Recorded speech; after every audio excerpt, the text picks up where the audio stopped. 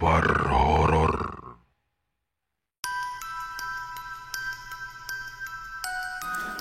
Selamat malam Sobat Kahur yang berbahagia. Masih bersama Bang Fawa. Di malam yang dingin ini, Bang Fawa akan menceritakan sebuah kisah seram dan mengerikan.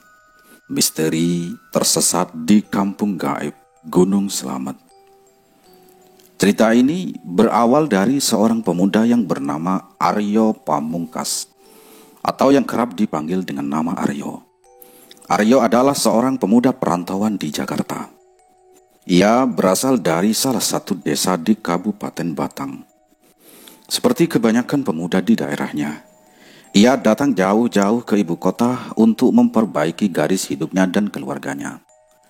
Karena kebosanannya dengan hidupnya yang begitu-begitu saja, membuat Aryo ingin kembali lagi ke hobi lamanya, yang sudah lama diistirahatkan akibat padatnya jadwal pekerjaan. Ya, aktivitas yang diinginkannya adalah mendaki gunung. Bisa jadi ini adalah upaya pelariannya dari aktivitas sebelumnya. Tapi, siapa sangka, pendakian yang awalnya hanya Aryo gunakan sebagai pelarian dan pelepas penat dari segala aktivitasnya, malah menemukan berbagai kengerian di dalamnya. Oke, bagaimana kisahnya? Simak kisah Aryo dalam pendakiannya di gunung yang memiliki ketinggian 3.428 meter dari permukaan laut, atau yang orang sebut dengan Gunung Slamet.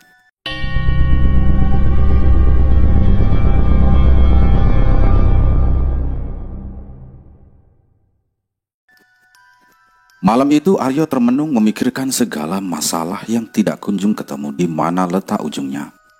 Mulai masalah pekerjaan, pengeluaran yang kian hari kian bertambah, hingga permasalahan di keluarganya. Aryo adalah anak pertama dari 3 bersaudara. Ia harus menghidupi kedua adiknya yang masih menempuh pendidikan, karena bapaknya yang sudah lama meninggal, dan ibunya hanya berdagang sayur di depan rumah. Ditambah lagi, belum lama Aryo putus hubungan dengan kekasihnya yang sudah berhubungan selama 2 tahun. Sudah jatuh, tertimpa tangga. Mungkin itu peribahasa yang cocok untuknya kala itu. Di depan kontrakannya ditemani secangkir kopi dengan sebatang rokok gudang garam surya, membuat Aryo semakin hanyut dalam pikirannya sendiri. Kenapa banyak sekali masalah hidupku ini ya? Duh.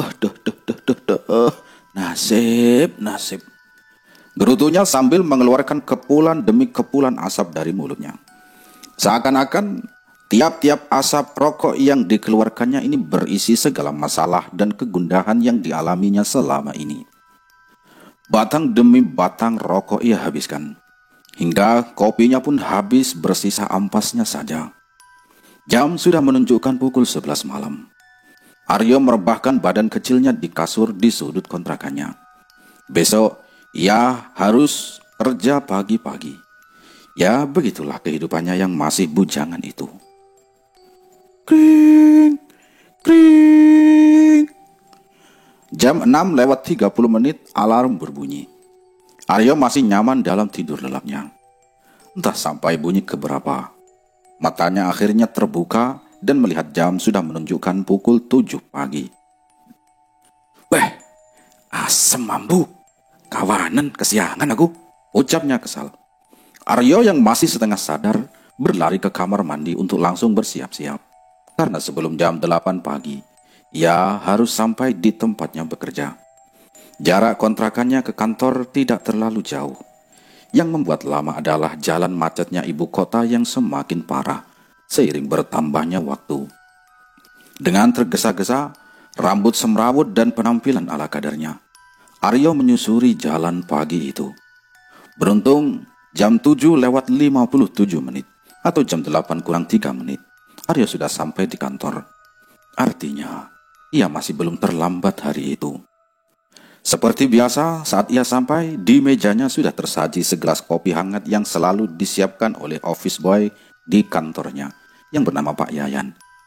Banyak dokumen-dokumen yang mesti diselesaikannya saat itu. Woi, kenapa sih kamu? kok semangat banget, ucap Yudi rekan kerjanya yang mejanya saling berhadapan dengannya.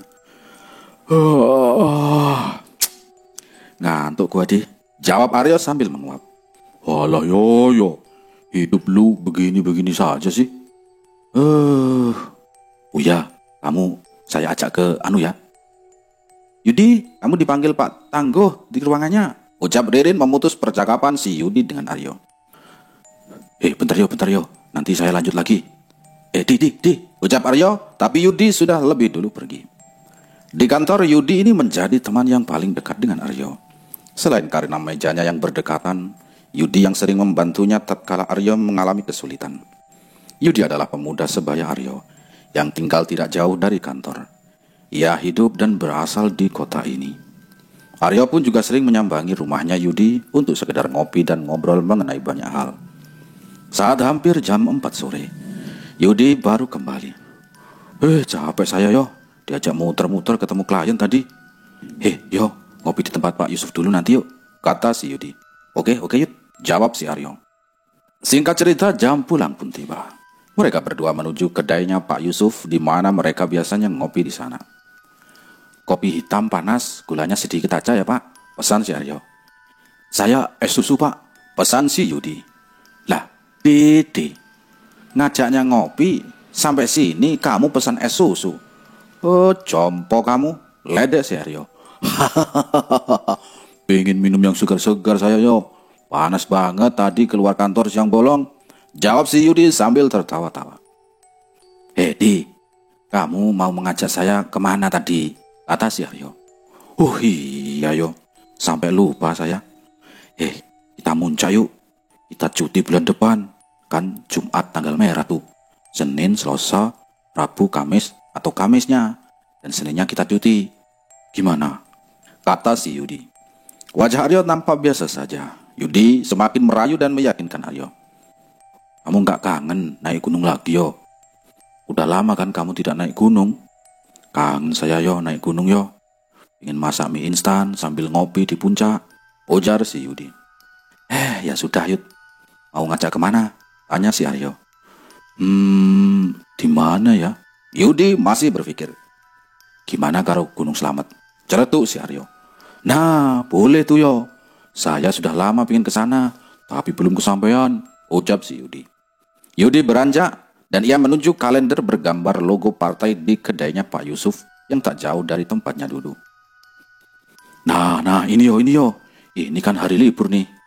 Ditunjuknya tanggal yang menunjukkan hari Jumat sampai hari Minggu. Yudi terlihat semangat sekali menjelaskannya. Tampak raut mukanya yang memang rindu dengan dekapan gunung. Lalu kita tambah cutinya 2 hari, kata si Yudi. Buset, totalnya 5 hari dong Yud. Lama bener Yud, tanya si Aryo. Kayak anak baru muncak aja kamu. Rencana saya 1 hari buat perjalanan, di gunungnya 3 hari. 3 hari udah paling lama yo. Kalau ada tenaga dan cukup 2 hari, ya kita 2 hari. Sisanya buat istirahat dulu di rumah, biar santai kita, ucap si Yudi. Terus kita cuti bareng emangnya bisa tanya si Aryo. Ya bisa lah, kan kita beda divisi. Meja kita doang yang sebelahan, kata si Yudi. Kita cuti bareng emangnya bisa tanya si Aryo. Ya bisa lah, kan kita beda divisi. Meja kita doang yang sebelahan, kata si Yudi. Santai yo, gampang itu mah. Yang penting sekarang kita kelarin dulu semua kerjaan kita, biar gampang pasti tinggal cuti. Aryo diam. Ia berpikir, dalam hati ia memang memiliki kerinduan dengan gunung dan segala ceritanya. Malah diem. Sok mikir kamu yo, kata si Yudi mengeledeknya. Ya oke di. Kapan ngajuin cutinya? Tanya si Aryo. Kalau Senin depan gimana? Jawab si Rudi. Singkat cerita, setelah sepakat mereka kembali ke rumahnya masing-masing. Yudi ke rumahnya sendiri dan Aryo ke kontrakan kecilnya, di mana ia banyak mempertaruhkan hidupnya di sana. Di kontrakan, sambil merebahkan tubuhnya, Aryo memperhatikan carrier kesayangannya yang menggantung di salah satu sisi tembok kontrakannya. Carrier yang dulu setia menemani perjalanannya dari satu gunung ke gunung lainnya. Sebentar lagi kamu kupakai lagi. Sabar ya. Begitulah kira-kira ucap Aryo dari dalam hati sebelum akhirnya malam melumat kehidupannya. Singkat cerita, hari-hari berikutnya Aryo jalani seperti biasa. Ia belum mempersiapkan rencana pendakiannya sebelum pengajuan cutinya disetujui oleh atasannya. Singkat cerita, pengajuan cuti Aryo dan Yudi ini disetujui. Mereka berdua cuti di hari Kamis dan Senin, sehari sebelum dan sesudah tanggal merah. Jaraknya 3 minggu dari tanggal keberangkatan mereka, karena liburnya kantor mereka ini kan Sabtu dan Minggu. Tanggal merahnya hari Jumat, jadi cutinya hari Kamis dan Senin. Totalnya 5 hari libur. Mulai dari sini mereka berdua mulai mempersiapkan segalanya. Alat, informasi, serta fisik yang harus prima saat hari pendakian. Mengingat tujuan mereka adalah gunung yang memiliki ketinggian tertinggi di Jawa Tengah. Setiap minggu sepulangnya dari kantor, paling tidak 2 atau 3 kali Aryo dan Yudi pemanasan mempersiapkan fisiknya. Mulai dari olahraga ringan, hingga jogging keliling komplek kontrakannya Aryo. Persiapan demi persiapan mereka lakukan, hingga 2 hari menjelang keberangkatan. Aryo yang tengah santai di depan kontrakan sambil scrolling Facebook, melihat postingan seseorang bernama Rahmat di grup yang ia ikuti. Postingan itu bertuliskan, mencari barengan buat ke Gunung Slamet. Berangkat Kamis minggu ini dari Bekasi, 2 orang. Nah, dari postingan itu Gayung pun bersambut. Aryo yang masih perlu teman perjalanan tanpa pikir panjang langsung menghubunginya melalui pesan singkat Facebook. Bang, saya juga mau ke Slamet nih. Saya sudah 2 orang dari Jakarta, berangkat Kamis juga, barengan aja kita, ucap Aryo di dalam pesannya yang ada di Facebook itu. Sambil menunggu balasannya, Aryo ini menelpon Yudi, memberitahu jika akan ada kawan lagi yang berangkat mendaki bersamanya. Gue tadi di Facebook nemu orang cari barengan naik Slamet hari Kamis.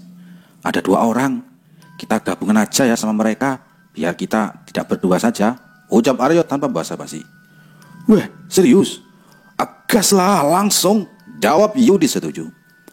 Tidak lama dari percakapan mereka, Rahmat yang dihubungi Aryo ini membalas pesannya itu. Singkatnya, melalui Aryo mereka berempat sepakat untuk berangkat bareng dan ketemu di stasiun Pasar Senen Kamis pagi.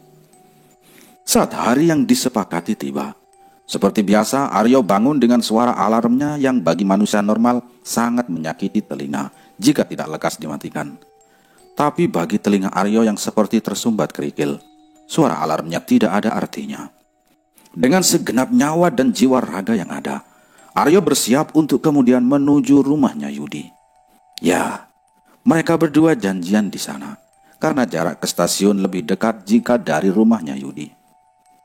Hei, yo, kamu ngapain saja yo? Lama banget saya tunggu-tunggu, kata si Yudi.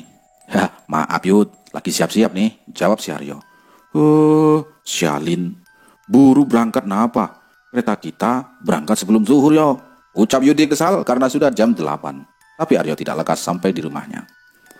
Saat semuanya siap, Aryo berangkat ke rumah Yudi. Di sana Yudi sudah kesal karena lama menunggunya. Sorry Di, kata Aryo saat sampai di depan rumah Yudi. Ayo langsung saja, udah ngontak yang barengan sama kita belum lu? Ujar si Yudi. Aduh, lupa gua. Pah, Yudi refleks menampar helmnya Aryo.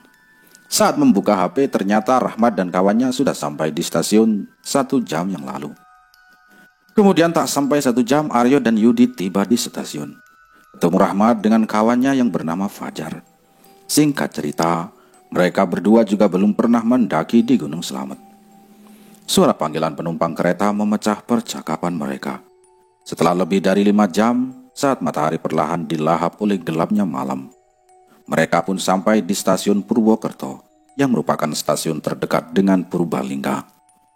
Jalur yang akan mereka jajal adalah jalur melalui desa Belembangan, desa yang cukup familiar bagi kalangan pendaki yang akan mendaki di Gunung Slamet.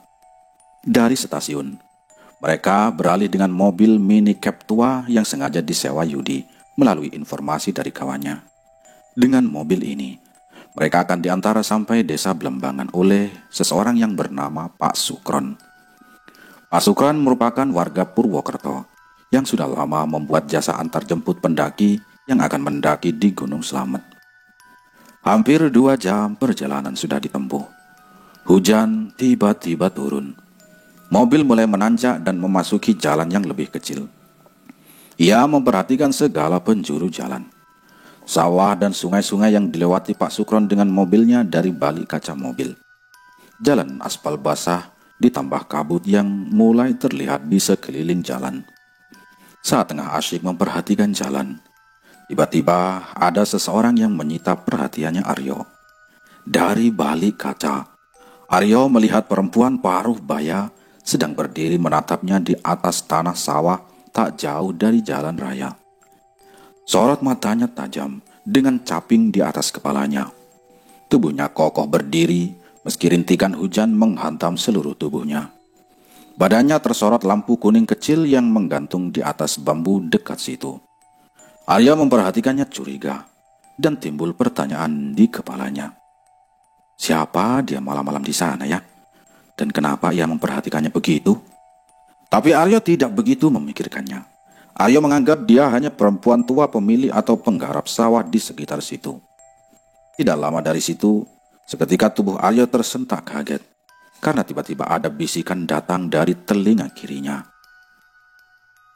Jangan berangkat. Aryo kaget. Ia tersentak dari duduknya hingga menyebabkan Fajar yang tidur di sebelahnya jadi bangun. Kenapa Mas Aryo? Kata si Fajar. Enggak apa-apa Jar. Sudah tidur, lanjutkan. Arya memperhatikan sekelilingnya. Pasalnya yang ia dengar adalah bisikan perempuan. Belum tuntas rasa penasarannya. Tiba-tiba bisikan itu muncul lagi. Jangan berangkat. Suaranya lirih. Perasaan Arya mulai was-was. Dan rasa itu terus bertambah seiring mobil yang terus melaju. Apakah ini sebuah peringatan untuknya? Aryo mulai dihantui oleh suara misterius itu. Sudah hampir sampai Mas, ucap Pak Sukron sambil melihat Aryo dari kaca spion di atasnya. Aryo membangunkan yang lain. Mobil mulai menanjak tajam menyusuri jalanan desa dan ladang warga. Kabut semakin pekat menyambut mereka saat sampai. Kemudian sesampainya di base camp, Aryo, Yudi, Rahmat, dan Fajar istirahat dulu dan akan memulai pendakiannya besok pagi. Malam ini kita tidur dulu yuk. Besok pagi baru start trekking ya, ucap si Yudi. Oke siap, jawab semuanya. Malam itu mereka gunakan untuk istirahat di rumah singgah milik warga. Ditemani 2 orang pendaki yang kala itu juga sedang beristirahat, yang nampaknya mereka baru turun gunung. Di atas tikar, berselimut sleeping bag, serta ditemani dinginnya udara lereng gunung. Dan ditambah kabut yang terus menyertai, membuat dingin semakin setia menemani. Yudi, Rahmat langsung hilang di telan malam, menyisakan Fajar dan Aryo yang masih terjaga. Aryo pun mengikuti. Ia ingin segera tidur. Tapi di sini Aryo ini menemukan kejanggalan lagi. Pasalnya, hawa dingin yang menyelimuti badannya kini tiba-tiba berubah hangat. Lantas membuat badannya yang berselimut sleeping bag ini perlahan gerah dan berkeringat. Fajar yang melihat gelagat Aryo melepas sleeping bag dan dia pun menegur. Mas, mau kemana kau Mas? Tanyanya. Nggak kemana-mana Jar. Gerah, panas bener Jar, jawab si Aryo. Gila lu, dingin-dingin gini kamu katanya gerah. Aryo juga bingung dengan keadaannya. Beberapa menit berselang, Fajar pun menyusul Rahmat dan Yudi yang sudah tidur duluan. Sementara Aryo masih terjaga dengan kedua bola matanya yang masih terbuka. Ternyata, hawa panas yang Aryo rasakan adalah sebuah pertanda. Pertanda jika akan ada sesuatu hal yang akan datang menemuinya. Manakala Aryo tengah berusaha memejamkan mata, ada sesosok makhluk yang datang di antara gelapnya mata Aryo yang sedang terpejam. Makhluk itu tidaklah asing baginya. Ya, ternyata dia adalah sesosok perempuan paruh baya yang ia lihat tadi di perjalanan. Ia muncul lagi tepat di depannya. Tapi yang ia lihat kali ini berbeda dengan sebelumnya. Kali ini tampak lebih dekat, jelas, dan menyeramkan. Aryo pun membuka matanya. Dia atau sosok itu langsung hilang. Saat Aryo memejamkan matanya lagi, perempuan itu datang lagi. Anehnya, perempuan itu seperti sudah masuk di pikiran Aryo yang entah dari mana asalnya. Aryo semakin merasa panas. Keringatnya pun mulai bercucuran dari balik bajunya. Aryo mencoba memejamkan matanya lebih lama. Ia sedikit berani menunggu apa yang sebenarnya yang ingin perempuan itu lakukan atau sampaikan padanya. Dan benar, ia datang lagi dengan wujud yang menyeramkan. Kilatan matanya tajam, dengan rambut putih kumal yang terurai hingga bahunya. Wajahnya keriput, menandakan jika ia adalah perempuan renta yang sudah hidup sangat lama yang entah di mana alamnya. Ia mengenakan balutan kain hitam dan jari di bawahnya. Aryo memperhatikannya dengan rasa takut yang kian lama kian memuncak. Sayup-sayup keluar suara dari mulut rentanya, sambil tersenyum menyeringai. Senyumnya menakutkan, jauh dari kesan elok dan manis. Beda jauh dengan senyumannya Anya Geraldine atau artis-artis ibu kota yang mampu membuat siapa saja yang menatapnya tiba-tiba mematung tak bergerak. Hehehehe. Di antara senyumnya yang seram, muncul suara dari dalam mulutnya. Sugeng Rawuh. Itu artinya adalah selamat datang.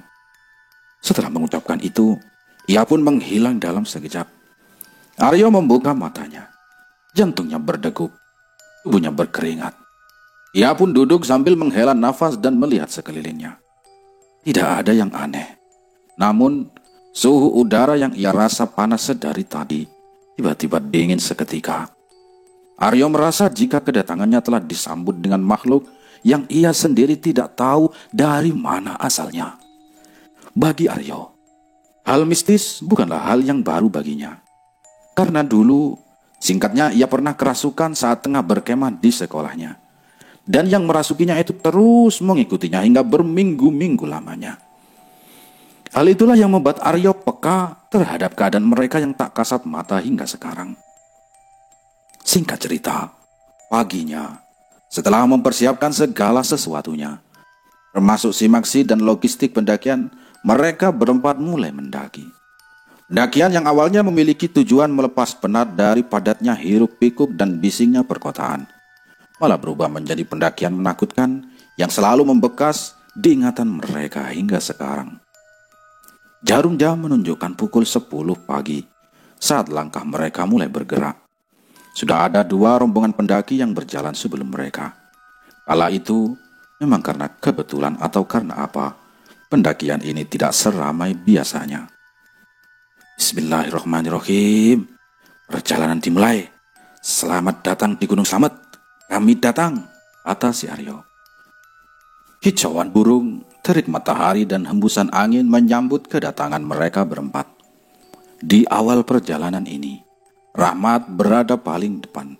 Disambung dengan Fajar, Yudi, dan Aryo berada di belakang. Jalanan masih landai di awal pendakian. Ladang penduduk yang masih asri pun tak luput dari pandangan mereka. Sesekali Aryo memperhatikan gadis-gadis desa Tulen yang sedang ikut berkebun dengan orang tuanya. Wajahnya lugu dan masih bersih dari hiasan make up yang membuat Aryo kagum memandangnya. Cantik-cantik banget ya, ucap Aryo pelan. Salah satu di antara gadis itu tersenyum melihat Aryo. Nampaknya ia menyadari jika ada yang memperhatikannya. Aryo salah tingkah melihatnya. Hati-hati mas, ucap gadis itu. Iya mbak, ya terima kasih, jawab Aryo sambil tersenyum lebar di wajahnya. Keramahan warga lereng gunung memang tidak ada duanya. 2 jam perjalanan mereka tempuh dengan lancar. Sampai akhirnya, sayup-sayup, Aryo mendengar suara alunan gamelan yang entah dari mana asalnya. Saat itu, Aryo menganggap jika suara gamelan itu berasal dari perkampungan warga di bawah.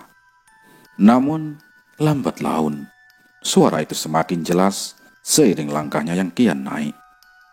Sambil tetap berjalan, Aryo mulai memperhatikan dan menelisik di setiap sisi hutan yang bisa ia lihat. Aryo melihat ketiga temannya di depan. Sepertinya mereka tidak mendengarnya. Wah, di bawah lagi ada acara ya kayaknya, tanya Rahmat. Duh, Aryo terkejut dengan pertanyaannya. Ternyata Rahmat juga mendengarnya. Acara apa? Tanya Rudi. Ya nikahan mungkin, dengar aja tuh suaranya, kata si Rahmat. Mat, suara apa sih Mat? Tanya si Fajar. Lu gamelan, emangnya kalian gak denger? Tanya Rahmat. Langkah Fajar dan Yudi tiba-tiba terhenti. Serius kamu Mat? Yudi penasaran. Fajar juga tampak kebingungan. Yo, lu denger kan? Tanya Rahmat pada Aryo. Iya ya, lagi ada acara di bawah kayaknya. Udah jalan terus. Ayo, nanti kita break ngemil di pos depan, ayo, langsung aja. Ujar Aryo menenangkan teman-temannya. Awalnya mereka ini saling cakap, tiba-tiba hening. Terlihat raut wajah Yudi dan Fajar yang bingung karena ucapan Rahmat. Jalanan terjal dan berliku menyambut langkah mereka. Hingga sampailah mereka di tanah sedikit lapang yang cukup untuk mereka istirahat. Suara alunan gamelan itu masih terdengar di telinganya Aryo. Suaranya kencang, seperti sedang ada pagelaran di sekitaran situ. Aryo melihat Rahmat dan memberi isyarat padanya. Rahmat yang menyadarinya pun hanya diam dan berusaha memalingkan perhatiannya dari suara itu. Kata orang-orang dulu, kalau mendengar suara gamelan di hutan, itu pertanda buruk. Celetuk Yudi tiba-tiba, yang entah dari mana teorinya itu. Ada, gak usah ngomong gitulah, itu cuma mitos, ujar si Fajar. Sambil menghisap sepuntung rokok yang baru dibakarnya, Aryo mencoba membersihkan segala pikiran negatifnya tentang temuan-temuannya di awal perjalanan ini. Setelah istirahat, mereka kembali melanjutkan perjalanan. Kali ini kabut mulai merangkak naik ke bawah dan menghalangi penglihatan. Tidak lama dari tempatnya istirahat, ternyata pos 2 ini sudah dekat. Lanjut ya bang, baru jalan bentar, ucap Rahmat dan semuanya mengiyakan. Anehnya alunan gamelan ini terus menyertai, tapi hanya terdengar oleh Aryo dan Rahmat. Tiba-tiba kemudian datang bau wangi bersamaan dengan angin yang tiba-tiba muncul. Kali ini semuanya ini menyadarinya. Harum, bau parfum siapa ini ya? Tanya si Fajar. Iya, gue juga nyium baunya, ucap si Yudi. Mungkin ada pendaki balik dari depan ya, ucap si Yudi lagi. Ya udah jalan lagi aja, nanti juga ketemu pemilik bau wangi ini, ucap Aryo sambil mengajak berjalan lagi. Kabut tebal membuat mereka berempat ini sulit bernavigasi, apalagi mencari siapa pemilik bau wangi tadi. Rahmat yang memimpin perjalanan tidak menghentikan langkahnya. Kabut tebal benar-benar menyulitkan pandangan mereka. Hingga tanpa disadari, saat Rahmat berhenti untuk sekedar beristirahat, salah satu di antara mereka tidak terlihat di mana batang hidungnya. Loh, Fajar kemana? Tanya Rahmat dan Yudi pada Aryo yang baru menyusul. Loh, emang gak sama kalian? Kan tadi di depan, jawabnya. Lah, enggak sama kita, ucap si Rahmat. Waduh, coba kita tunggu dulu, siapa tahu lagi kencing ya, ujar si Yudi. 15 menit berlalu dan si Fajar masih belum jelas di mana keberadaannya. Tubuh Rahmat, Yudi dan Aryo semakin dingin karena terlalu lama berdiam diri di antara kabut yang pekat ini. Waduh, gimana tuh anak? Kok belum datang-datang? Rahmat mulai gugup. Jar, Fajar. Riang mereka bertiga memanggil Fajar. Berkali-kali memanggilnya, tapi nampaknya usaha mereka sia-sia. Si Fajar masih belum terlihat batang hidungnya. Aryo mulai curiga dan mengait-ngaitkan semuanya. Ia curiga jika kehilangan Fajar ada hubungannya dengan hal-hal di luar nalar. Kalian merasa nggak kalau dari tadi kita ini seperti ada yang memperhatikan ya? Ucap si Rahmat. Maksud kamu apa bang? Tanya Yudi. Aryo hanya diam menyimak. Ya, banyaklah, susah buat dijelaskan. Yudi mulai paham yang dimaksudnya. Mereka bertiga terus mencari Fajar. Kali ini dengan menyisir semak-semak yang berada tak jauh dari trek. Hingga tiba-tiba, Loh, Fajar, teriak si Aryo. Aryo menemukan Fajar sedang duduk bersender pohon yang jaraknya agak jauh dari trek pendakian. "Mat, Rahmat, Fajar nih Mat," kata si Aryo. Mereka bertiga akhirnya menghampirinya. Fajar lalu sadar dan nampaknya tidak ada hal yang kurang di badannya. Tapi ada yang janggal di raut wajahnya. Wajahnya pucat. Keringatnya mengalir di dahinya. Jar, Fajar, lu kenapa Jar?" tanya si Rahmat. Fajar hanya diam melamun. Matanya menyorot tajam ke arah yang hanya tertutup kabut. Rahmat beberapa kali menampar pipi Fajar sambil memanggil namanya, berharap ia lekas sadar. Tapi usahanya sia-sia. Fajar masih mematung yang entah apa sebabnya. Aryo membongkar tasnya. Ia mengeluarkan kompor dan nesting, lalu merebus air hangat. Sementara Yudi dan Rahmat membalurkan minyak angin ke Fajar.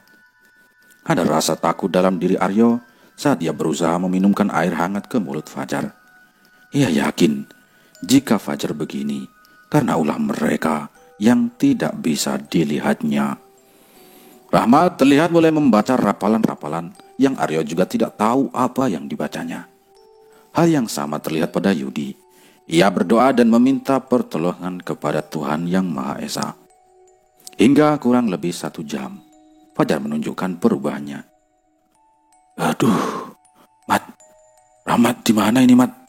Begitulah pertanyaannya yang muncul dari mulutnya. "Jar, ini di Slamet, di Gunung Slamet," jawab si Rahmat. "Lo kenapa Jar?" tanya si Rahmat. "Oh, aku lupa. Tapi tadi ada yang minta tolong," ucap Fajar terbata-bata. "Siapa yang minta tolong?" saut si Yudi. "Perempuan muda. Tadi di sini. Tapi saat saya ke sini, aduh lupa. Saya kok lupa ya," utur si Fajar. Tanpa mereka sadari, kabut mulai terseka. Cahaya matahari pun mulai menunjukkan eksistensinya. Rahmat, Aryo dan Yudi masih menunggu Fajar pulih. Mereka tidak memaksa untuk lekas berjalan lagi. Saya sudah gak apa-apa," ucap Fajar sambil menepuk-nepuk pipinya. "Serius Jar, gak usah dipaksa kalau memang kamu gak kuat," ujar si Aryo. "Tenang aja aman. Ayolah, kita sudah jauh-jauh nyampe sini," kata si Fajar. Mereka berempat berunding kecil karena insiden ini. Jika dilihat, Fajar memang berangsur membaik dan kesadarannya kembali. Di sisi lain mereka juga khawatir jika ini terjadi lagi. Cukup lama mereka berempat menimbang semuanya, hingga berakhir sepakat melanjutkan perjalanannya lagi. Saat sudah memastikan jika semuanya siap dan aman, mereka berempat bersiap melanjutkan perjalanan lagi. Formasi sedikit berubah. Yudi dan Rahmat tukar posisi. Yudi di depan dan Rahmat berada di nomor 3. Biar saya nomor 3, biar bisa mengawasi nih anak," ucap si Rahmat sambil menunjuk Fajar. Fajar menyeringai mendengarnya. Jarum jam di tangan Aryo menunjukkan pukul 3 sore saat ia dan teman-temannya melanjutkan perjalanan. Mereka kembali menyusuri hutan di bawah terik matahari dan kabut yang sesekali menyikap. Sebenarnya masih terbesit dalam pikiran Aryo. Apa ya dan siapa yang dilihat Fajar tadi? Tapi Aryo tidak membiarkan pikiran itu mengusiknya. Target mereka berempat adalah pos 3. Karena hampir mustahil jika mereka bisa melewati pos 4 Samarantu sebelum gelap datang. Terlebih dengan keadaan Fajar yang begini. Kenapa Aryo, Yudi, Rahmat, dan Fajar menghindari pos 4 saat gelap? Itu karena saat mereka tengah sarapan pagi di warung dekat base camp, mereka ini dihampiri oleh seorang warga dan mengajak mereka berbincang. Nah, warga ini bernama Pak Gagah. Rumah beliau tak jauh dari sini. Katanya ia baru kembali dari ladangnya dan ingin beristirahat di sini sambil ngopi. Di situ Pak Gagah ini memberikan sebuah ketua. Sebuah petuah jika jangan mendirikan tenda di pos 4 Samarantu. Bahkan jika gelap datang dan belum melewati pos 4, mereka dianjurkan untuk berhenti bermalam dan jangan melanjutkan perjalanan. Pak Gagah ini juga menuturkan jika nama Samarantu berasal dari 2 kata, samar dan hantu, yang artinya hantu yang tidak terlihat, hantu yang samar. Warga setempat di lereng Gunung Slamet memiliki kepercayaan jika pos Samarantu adalah gerbang kerajaan gaib di Gunung Slamet. Konon, Gerbang tersebut adalah dua pohon yang menjulang tinggi, berhadapan hingga membentuk seperti dua gapura atau pintu. Atas dasar itu, Aryo dan yang lainnya diharapkan menghindari pos 4 sama Rantu. Tidak ada yang aneh sejauh ini. Fajar terlihat aman, walau sesekali Rahmat menegurnya saat tengah melamun di perjalanan. Belum genap 90 menit perjalanan, mereka akhirnya sampai di pos 3. Waduh, masih terang gini ya. Kita mau nenda di sini, tanya si Fajar. Oh, sok-sokan lu Jar, saut si Aryo. Gimana kalau kita lanjut lagi? Kalau setengah 6 sore nanti belum sampai pos 4, kita break bangun tenda. Yang penting ada tanah agak luas, kita camping di situ, gimana? Usul si Fajar pada semuanya. Setelah menimbang semuanya dan memperhatikan kondisi Fajar yang sepertinya sudah sepenuhnya pulih, semuanya sepakat dengan pendapat Fajar. Mereka melanjutkan perjalanannya lagi, menyusuri tanjakan demi tanjakan yang menghadang langkah mereka. Tapi ternyata tanpa mereka sadari, keputusan inilah yang akan membawa mereka ke dalam petaka-petaka selanjutnya. Yuk semangat, yuk semangat, teriak Yudi memberikan semangat pada 3 temannya. Aryo dan ketiga temannya tidak putus semangat. Mereka terus menyusur dan berjalan menyusuri jalan setapak menuju puncak. Namun, saat hampir pukul 5:30 petang, mereka ini belum juga menemukan tempat yang layak untuk dijadikan bermalam. Langkah mereka ragu untuk melanjutkan, karena artinya mereka akan melanggar pantangan Pak Gagah. Mereka berempat akhirnya berunding menentukan bagaimana rencana selanjutnya. Allahu Akbar, Allahu Akbar, Allahu Akbar, Allahu Akbar. Suara azan terdengar dari masjid-masjid perkampungan. Suara kicauan burung perlahan berganti dengan suara hewan-hewan malam. Gemuruh angin yang menyambar ranting dan daun-daun pepohonan menambah kesan mistik bagi mereka yang mendengarnya. Suasana yang awalnya terang berkat cahaya matahari kini berubah menjadi gelap, sangat gelap, seperti gelapnya moral para koruptor di negeri ini. Hehehe. Ayo lanjut, ucap si Rahmat. Bismillah, bismillah, yuk jangan putus memanjatkan doa. Terang Aryo, mereka yang akhirnya melanjutkan langkahnya. Dari sinilah Rahmat kembali mengambil alih. Ia berada di depan sebagai leader perjalanan, diikuti ketiga temannya di belakang. Jar, aman kan? Tanya si Aryo. Aman yo, tenang yo, kata si Fajar. Tiba-tiba langkah Rahmat ini melambat. Langkahnya tergopoh-gopoh sangat kelelahan. Kamu kenapa, Mat? Tanya si Fajar. Capek aja, jawabnya. Semuanya ini terlihat aman. Hingga tiba-tiba Aryo melihat hal aneh pada si Rahmat. Di antara gelapnya malam yang hanya dibantu cahaya lampu, Aryo terkejut dengan sesosok anak-anak ukuran balita dengan rambut jarang-jarang sedang bergelantungan di karirnya Rahmat. Kulitnya tersayat-sayat penuh darah. Badannya terkatung-katung mengikuti langkah kaki Rahmat. Mat, aman Mat? Tanya si Aryo, walaupun ia tahu sebenarnya apa yang menimpanya. Aduh, capek, berat banget karir saya tiba-tiba. Aryo bingung bagaimana caranya ia bisa memberitahu Rahmat jika ada sesosok anak-anak sedang ikut dengannya di karirnya. Ia bingung bagaimana memberitahunya tanpa diketahui Fajar dan Yudi. Aryo memiliki pikiran. Ia ingin melemparnya. Aryo mengambil ranting kayu yang ia temukan di dekatnya. Kemudian dilemparkannya ke arah sosok anak-anak itu. Pak! Ngapa sih yo? Tegur Yudi yang mengetahui Aryo melempar si Rahmat. Aryo melemparnya beberapa kali. Bukannya terusir, yang ada Rahmat malah emosi kepadanya. Yo, kenapa yo? Tanya Rahmat kesal. Gak apa-apa, iseng, jawab Aryo tertawa kecil. Tapi yang terjadi malah membuat Aryo takut. Sesosok anak-anak tersebut malah menoleh ke arahnya. Aryo takut, bulu kuduknya meremang seketika. Masalahnya, walau badannya seperti anak-anak, tapi wajahnya ini terlihat tua. Ia menyeringai dengan darah yang mengalir dari mulutnya. Aryo tidak asing dengan makhluk yang ia lihat dengan mata kepalanya ini. Tapi siapa ya? Makhluk apa ya ini? Aryo berusaha mengingatnya. Hobbit? Ya, tidak salah lagi. Bentuk dan wajahnya mirip Hobbit, makhluk kerdil yang ada pada film Harry Potter. Bingung dan takut berkecamuk jadi satu dalam benaknya Aryo. Tidak berhenti di situ. Aryo baru saja menyadari jika sosok yang sama terlihat datang lebih banyak lagi mengikuti perjalanannya di kanan dan di kiri jalan. Bahkan beberapa dari mereka mengganggu langkah kaki Yudi. Beberapa kali menyebabkan Yudi tersandung.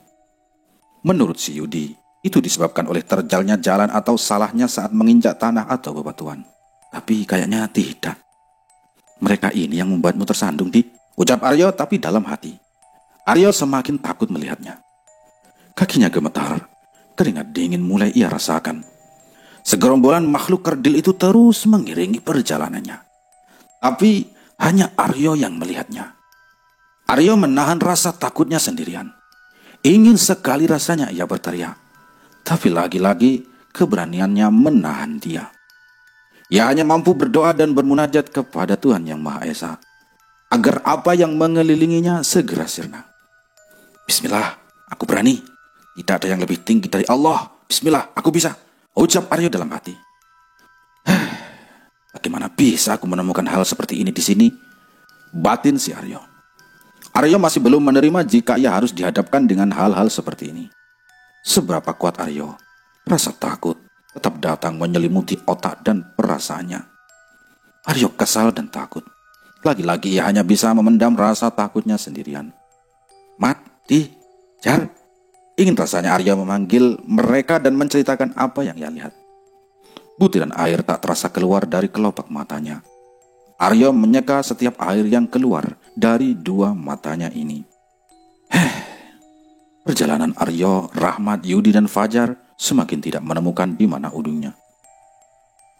Perjalanan Aryo, Rahmat, Yudi, dan Fajar semakin tidak menemukan di mana ujungnya. Langkah yang semakin jauh dan malam yang semakin larut malah membawa mereka ke sebuah tempat yang tidak pernah terpikirkan sebelumnya oleh mereka. Aryo meratapi kejadian-kejadian mencekam yang menimpanya. Saat itu tidak ada yang Aryo harapkan, selain bertemu tanah lapang yang cukup untuk mendirikan tenda. Tapi lama waktu yang mereka lalui belum juga menemukannya. Sejak tadi yang mereka temui hanya jalur yang penuh dengan rumput-rumput liar dan pohon-pohon dengan akar besarnya. Tenaganya yang terkuras dan oksigen yang menipis akibat malam hari menyulitkan Aryo dan ketiga temannya. Aneh, jalur terus menanjak, tidak memberi kesempatan mereka untuk menghela nafas panjang. Mat, mau sampai kapan kita jalan terus, Mat? Tanya Yudi yang nampaknya mulai menyadari kejanggalan ini. Waduh, gua juga bingung. Saya jalan terus karena pengen cepat nemu tempat yang buat ngecamp. Tapi kok kayaknya belum nemu-nemu juga, kata si Rahmat. Aryo melihat jam tangannya. Ia terkejut karena jam sudah menunjukkan hampir pukul 9 malam. Woi, ini udah hampir jam 9. Kenapa kita masih di jalan yang tidak ada ujungnya ini? Ujar Aryo yang membuat ketegangan bagi teman-temannya. Semuanya bingung. Bingung apa yang harus mereka lakukan. Aryo takut jika memandang Rahmat, karena sosok yang ia sebut Hobbit tadi masih menempel di karirnya. Kamu kenapa sih, yo? Tanya Rahmat menyadarinya. Ia curiga dengan tingkah Aryo. Aryo menghampiri dan berbisik pada Rahmat. Mat, ada setan di karirmu. Tukas Aryo yang membuat Rahmat tersentak dan langsung melepas karir di punggungnya. Dengan wajah tegang, Rahmat berlari sedikit menjauh. Loh, kenapa? Fajar dan Yudi bersautan bertanya melihat Rahmat dan Aryo yang nampak ketakutan di antara kegelapan. Enggak. Saya kira tadi ada ular. Rahmat dan Aryo masih mencoba menyembunyikannya. Mereka berdua berusaha tegar. Ayo, kita jalan lagi, ujar Rahmat yang kembali menenteng karirnya. Aryo memberinya isyarat jika karirnya sudah aman. Tapi sosok anak-anak itu masih di sekeliling mereka, memperhatikan dari semak-semak dan pepohonan. Mereka berempat kembali melangkah menyusuri malam. Aneh ya, kemana sebenarnya arah langkah ini? Gumam si Aryo. Rembulan malam sedikit menyinari perjalanan mereka. Langkah demi langkah terus menebas sejengkal demi sejengkal luasnya hutan. Suara nafas mereka berempat bergantian bersahut-sahutan mengiringi perjalanan. Masing-masing di antara mereka terlihat semakin kelelahan. Beberapa kali Rahmat menghentikan langkahnya untuk sekedar menghela nafas panjang. Rahmat melihat wajah teman-temannya. Tak sedikit pun senyum terlukis di wajah mereka. "Sebenarnya kita lagi jalan kemana sih?" kata si Yudi yang kebingungan. "Aduh, saya nggak tahu lah, ayo jalan terus," jawab si Rahmat. Fajar mengambil plastik putih kosong di karirnya, kemudian diikatkan di salah satu ranting yang ada di dekatnya. Yang lain dia memperhatikan. Nggak apa-apa. Sebagai tanda kalau kita nanti jalan lagi dan ketemu plastik putih ini, tandanya kita hanya diputar-putarkan saja dari tadi, ujar si Fajar. Setelah lelahnya sedikit hilang, mereka kembali berjalan. Rahmat memperhatikan plastik putih yang diikat Fajar. Tapi firasat Fajar ini benar. Setelah 30 menit berjalan, mereka kembali menemukan plastik putih yang diikatkan Fajar tadi. Waduh, ini kita menemukan plastik lagi. Aneh ya. Kita coba jalan lagi yuk, ajak si Rahmat. Lagi-lagi mereka ini terus menemukan plastik itu lagi. Rahmat kembali mengajak berjalan lagi, dan kembali di tempat itu lagi. Jam berapa sekarang yo? Tanya Fajar pada Aryo. Aryo melihat jam tangannya, karena di antara mereka berempat, hanya Aryo yang mengenakan jam tangan. Wadah, jam saya mati, cetus si Aryo. Loh, kok bisa? Kata si Yudi. Waduh, saya juga gak ngerti. Aryo bingung, jam tangannya mati tiba-tiba. Fajar berusaha merogoh HP di kantong celananya. Waduh, HP saya juga mati ini. Hal itu sontak membuat Rahmat dan Yudi juga mencari keberadaan HP-nya. Hal serupa juga menimpanya. Semua HP dan jam tangan milik Aryo mati tiba-tiba. Mereka akhirnya mulai putus asa. Tubuhnya lelah karena berjam-jam terus dipaksa untuk berjalan. Tak sepatah kata pun keluar dari mulut mereka. Semuanya diam, meratapi kemalangan yang sedang menimpa mereka. Kemalangan segerombol pemuda yang tersesat di hutan belantara Gunung Slamet. Di tengah kerisauan, si Aryo melihat kerlap-kerlip cahaya di kejauhan. Ia memastikannya berkali-kali. Takutnya yang ia lihat hanya fata morgana belaka. Tapi pandangannya tidak berubah. Ia yakin jika yang dilihatnya bukanlah fata morgananya saja. Teman-teman, lihat gak? Itu ada banyak lampu, ujar si Aryo. Iya ya. Oh iya, ada lampu. Alhamdulillah kita selamat. Semuanya melihat. Tandanya itu bukanlah fata morgananya Aryo saja. Kayaknya ada yang ngecamp di situ ya, tambah si Aryo. Ya ayo jalan yuk, ajak si Yudi. Semangat kembali datang pada benak mereka berempat.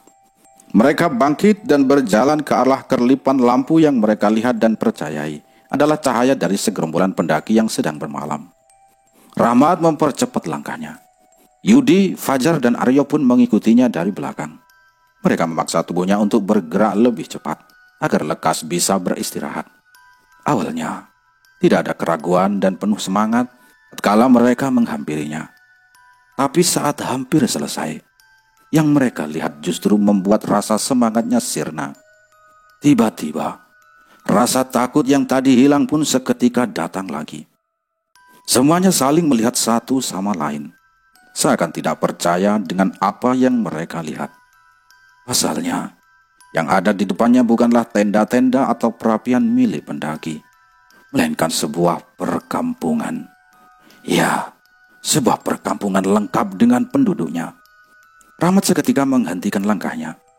Yang ia lihat bukan seperti yang ia bayangkan. Yang awalnya mereka kira adalah area camp, ternyata adalah sebuah perkampungan dengan rumah-rumah dan penduduk yang lalu lalang di dalamnya. Aduh, coba pukul saya, ucap si Rahmat. Ia berharap jika apa yang dilihatnya ini hanyalah halusinasinya saja. Gak usah kita ke sana, kita balik lagi yuk, bisik Aryo perlahan.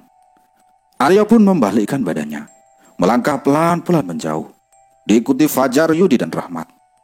Aryo berjalan pelan menjauh dari perkampungan itu, dengan harapan semoga tidak ada penduduk di sana yang menyadari kedatangan mereka.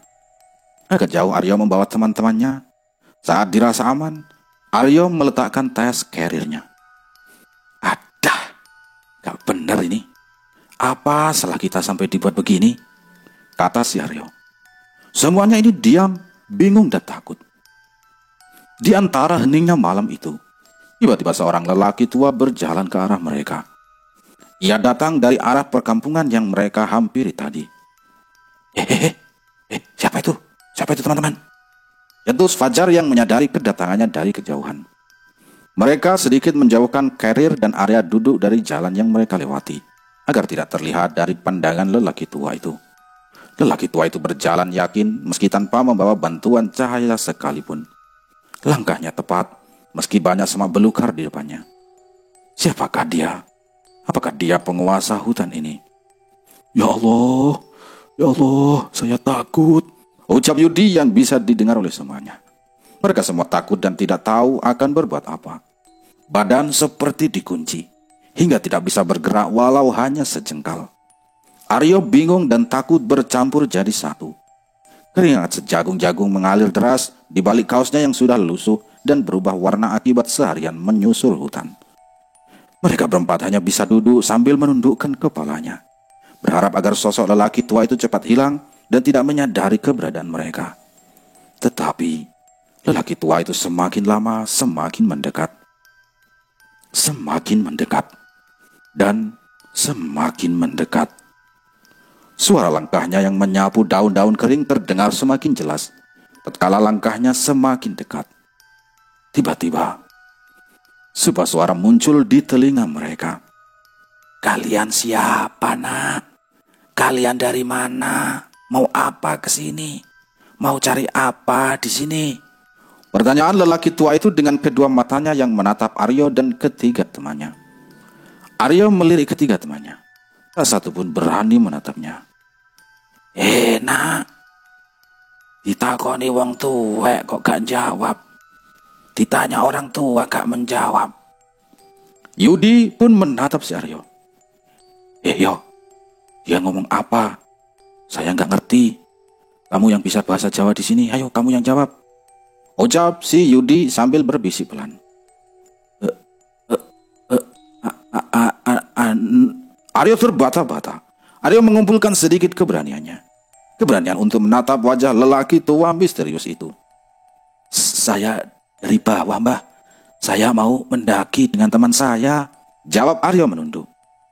Matanya hanya menatap lelaki tua itu. Kaki yang hanya mengenakan sandal yang terbuat dari kayu dan beberapa serat pohon yang mengikat di kakinya.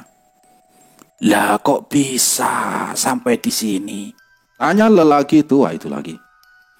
Ya, saya tidak tahu, Mbah. Saya dan teman saya juga ya gak tahu lah kok bisa sampai di sini. Saya tersesat, Mbah.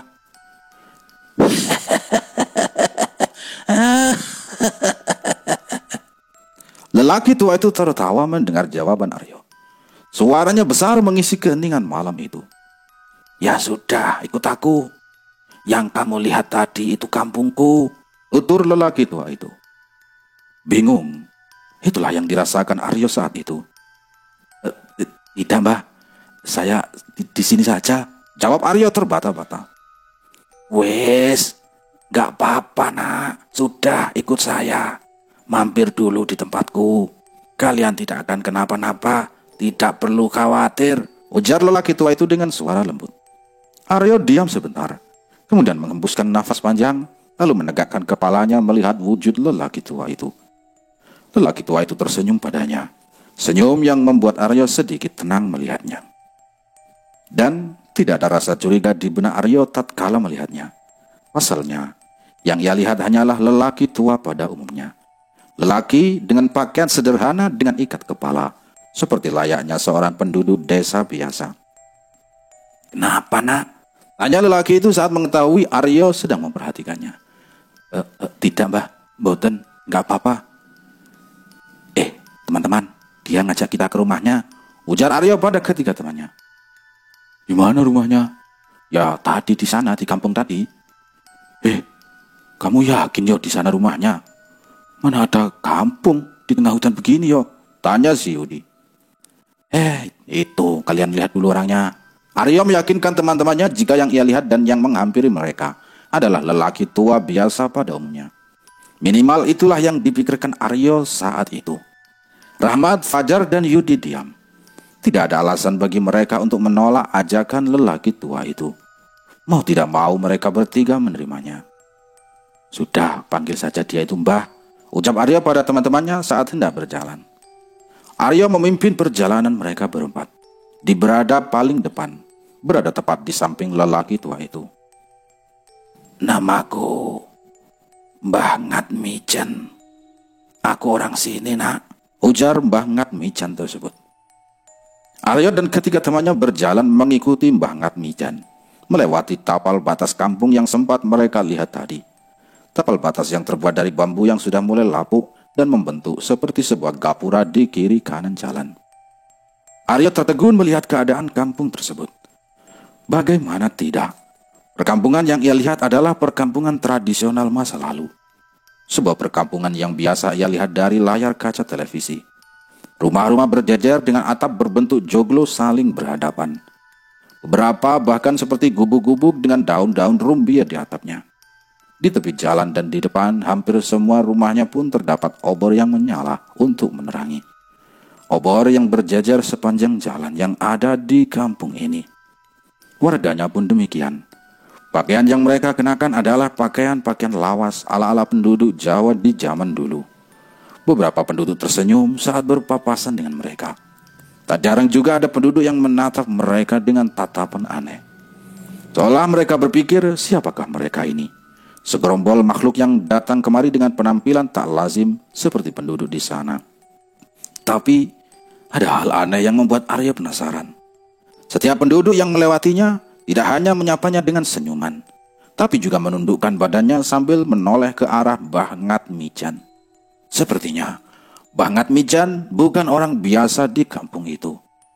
Rahmat, Fajar, dan Yudi pun keheranan melihat apa yang ada di depan matanya. Yo, ini di mana sih yo?" tanya si Rahmat.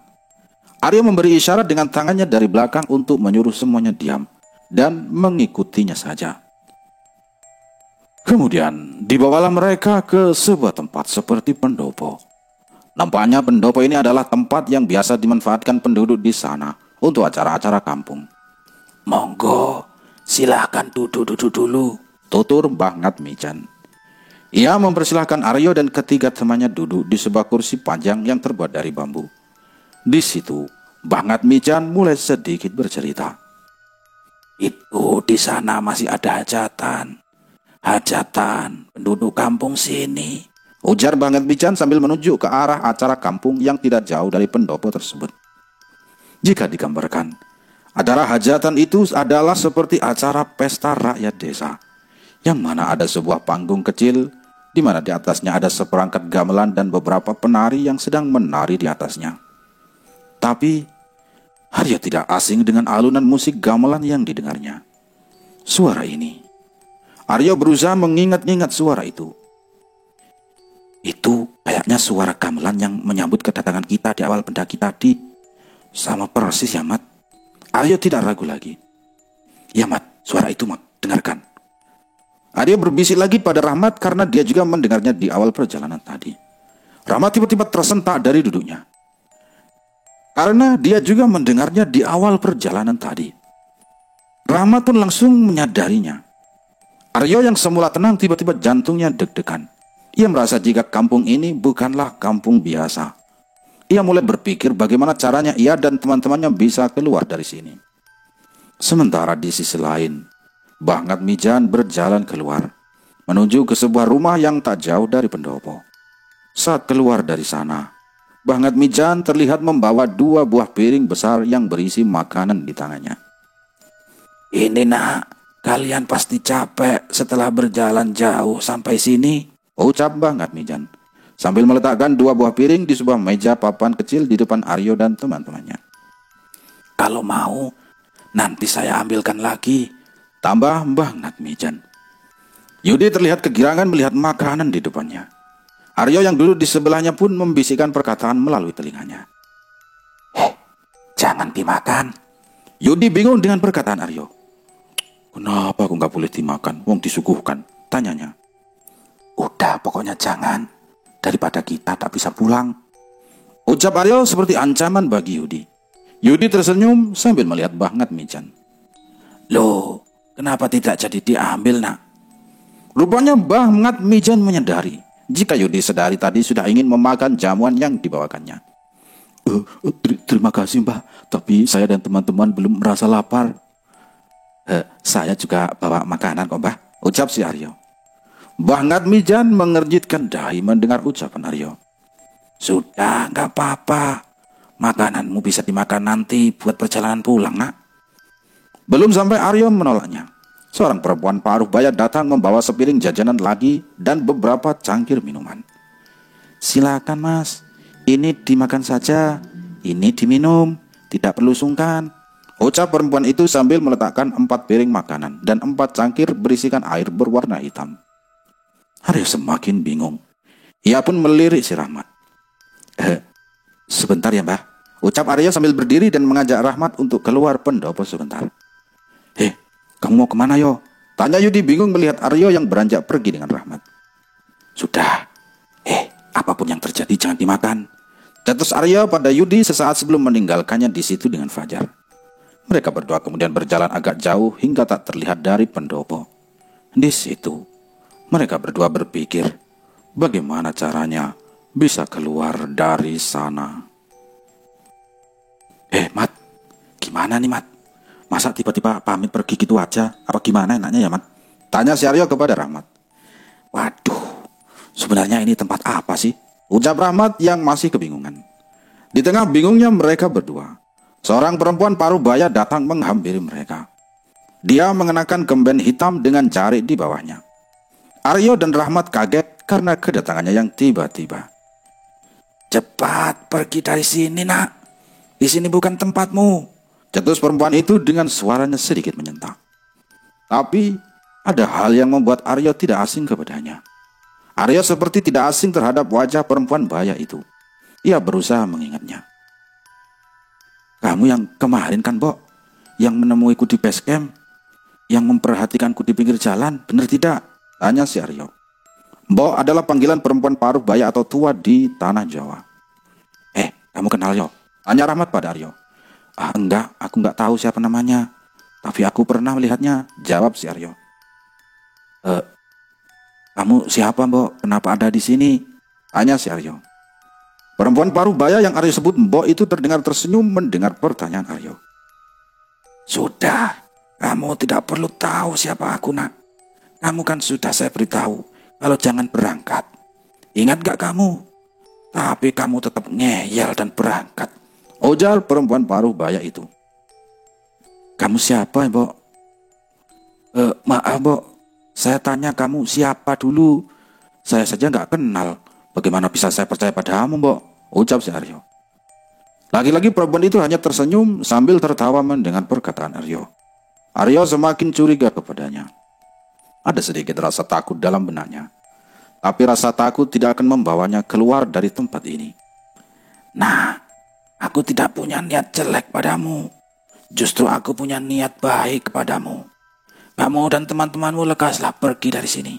Tempat ini bukanlah tempatmu. Tidak sepantasnya kamu di sini. Itu, laki-laki itu, jangan kamu turuti keinginannya. Kamu kembalilah ke sana dan pergilah dari sini. Dia ngomong apa toh, yo? Rahmat kebingungan dengan yang dibicarakannya. Karena waktu itu perempuan itu berbahasa Jawa. Kita disuruh pergi cepat dari sini, jawab si Aryo. Aryo diam sebentar. Ucapan perempuan itu dianggapnya tak lebih seperti omong kosong yang sering ia temui dari banyak orang. Segera pergi sebelum terlambat. Apa kamu mau di sini selamanya? Hah? Di sini selamanya, Mbok? Iya. Ucapan perempuan itu kali ini membuat Aryo khawatir. Sebenarnya siapa ya orang ini? Pikir Aryo dalam hati. Yo, pergi saja dari sini, yo. Tempat ini gak aman buat kita, ujar si Rahmat. Benar, Mat. Benar katamu. Tapi benar atau tidak ucapan perempuan itu, aku dengan yang lain memang harus cepat keluar dari sini. Kalau mau keluar dari sini lewat sana, sampai kamu ketemu 2 buah batu besar tapal batasnya kampung ini. Jangan lewat jalan yang kamu lewati tadi saat datang ke sini, ujar perempuan itu sambil tangannya menunjuk ke arah jalan yang dimaksudnya. Iya sudah Mbok, saya pamit dulu, ujar si Aryo. Perempuan itu tersenyum melihat Aryo dan Rahmat yang berjalan kembali ke arah pendopo. Di pendopo, Aryo mendapati Fajar dan Yudi tengah menggenggam salah satu makanan yang tersaji di meja. Aryo menepuk bahu kedua temannya itu. Ayo kita pulang, ucap Aryo pelan dan singkat. Tapi ucapannya itu ternyata didengar oleh Mbah Ngatmijan. Pulang? Kamu mau pulang kemana, Tona? Di sini saja. Tidak Mbah, saya dan teman-teman pulang saja. Mbah Ngatmijan kemudian berjalan menghampiri Aryo. Ia merangkul pundak Aryo. Aryo sedikit gemetar. Tangan Mbah Ngatmijan dingin dirasakannya. Tidak Mbah, matur nuwun, saya pulang saja. Aryo berpamitan pada Mbah Ngatmijan. Walau terlihat sinis, Aryo tidak mempedulikannya. Yuk buruan, ayo pulang, ajak Aryo pada ketiga temannya untuk segera pergi dari tempat itu. Tanpa berpikir panjang, Aryo menenteng karirnya lagi. Dia dan ketiga temannya berjalan keluar pendopo. Mat, jalan kemana kita ini, Mat? Tanya Aryo pada Rahmat. Iya, tadi kata Simbok tadi bagaimana ya? Ujar Rahmat. Aryo berpikir sebentar, mengingat-ingat perkataan Simbok tadi kepadanya. Perkataan yang awalnya hanya dianggapnya omong kosong belaka. Sekarang ia coba peruntungannya. Kesana, ayo kesana, ucap Rahmat sambil melangkahkan kakinya ke arah yang dimaksud mbok-mbok misterius tadi. Aryo langsung mengambil langkah terdepan sambil berkata, ikuti aku, jangan melangkah kemana-mana selain mengikutiku, kata si Aryo. Hawa dingin masih terus menyertai mereka. Tatapan mata tajam dari warga kampung terus menyorot ke arah mereka. Aryo dan yang lainnya hanya bisa menunduk sambil sedikit tersenyum tatkala berpapasan dengan warga kampung. Sampai tak terasa langkah mereka tiba tepat di sebuah batu besar yang berdiri kokoh saling berhadapan di ujung jalan kampung. Langkah Aryo terhenti. Ia bertanya pada Rahmat. Apa ini yang dimaksud Simbok tadi ya, Mat? Kata si Aryo. Wah, mana aku tahu, kan kamu yang ngobrol sama dia. Bismillah, semoga benar, ucap Aryo sambil melanjutkan kembali langkahnya. Mulai sekarang langkah mereka berempat kembali sampai di tengah hutan. Kok malam ini rasanya panjang banget ya? Ujar si Fajar. Alah, gak usah dipikir, yang penting kita kudu cepat nemu jalan keluar, ucap si Rahmat. Gak jadi ke puncak? Tanya si Fajar. Kalau malam ini kita belum nemu jalan yang benar, kita fokus buat cari jalan pulang, kata Rahmat kepada Fajar. Iya benar, gak lucu kalau kita harus terperangkap di sini yang entah sampai kapan kita bisa keluar, ucap Aryo pada semuanya. Yang penting kita bisa pulang dan selamat, tambah si Aryo. Jalan setapak yang tak begitu lebar masih jelas saat baru keluar dari tapal batas. Hutan di sini sangat rimbun dan tertutup. Mungkin jika hari sudah terang, cahaya matahari pun susah untuk masuk ke dalamnya. Belum lagi kabut yang sudah menyertai perjalanan mereka. Meski tidak begitu tebal, tapi sudah cukup menyulitkan penglihatan Aryo yang bernavigasi paling depan. Belum lama melangkah memasuki hutan, tiba-tiba sebuah suara kurang mengenakan menghampiri mereka.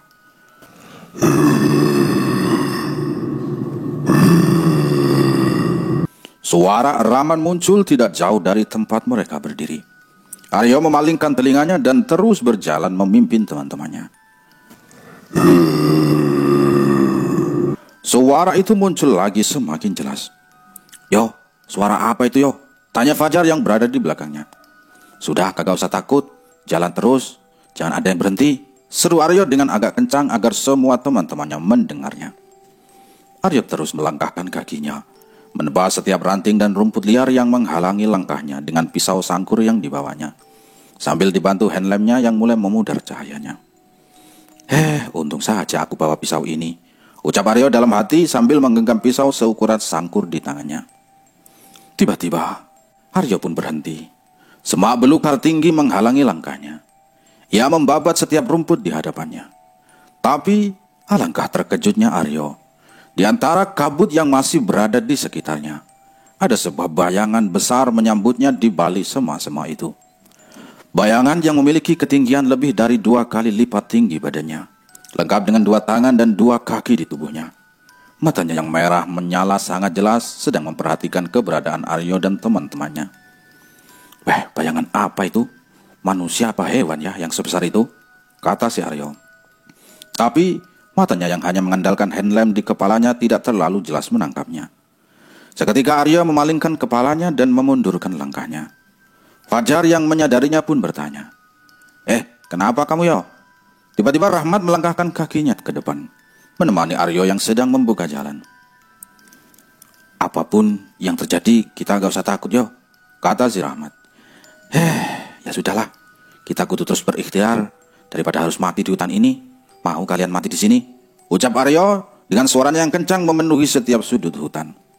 Fajar dan Yudi bingung melihat tingkah kedua temannya. Hal mistik memang bukan hal yang baru bagi si Aryo. Tapi berbeda jika ia melihatnya di hutan. Karena disinilah tempat mereka. Jauh dari hingar-bingar kota dan manusia. Jika dia salah sedikit saja, bisa-bisa ia akan ikut dibawa mereka ke alamnya. Aryo menampar pipinya berulang kali, sambil membisikkan suara di telinga dan hatinya sendiri. Aku harus berani. Aku harus berani. Ini tidak sepele, ucapnya untuk menguatkan batinnya sendiri. Sosok bayangan raksasa itu masih memperhatikan dan mengintai gerak-gerik Aryo dan teman-temannya. Aryo tidak bisa menangkap jelas dengan kedua matanya. Makhluk apa sebenarnya yang memperhatikannya itu karena terhalang kabut. Keberanian Aryo bertambah lagi berkat Rahmat.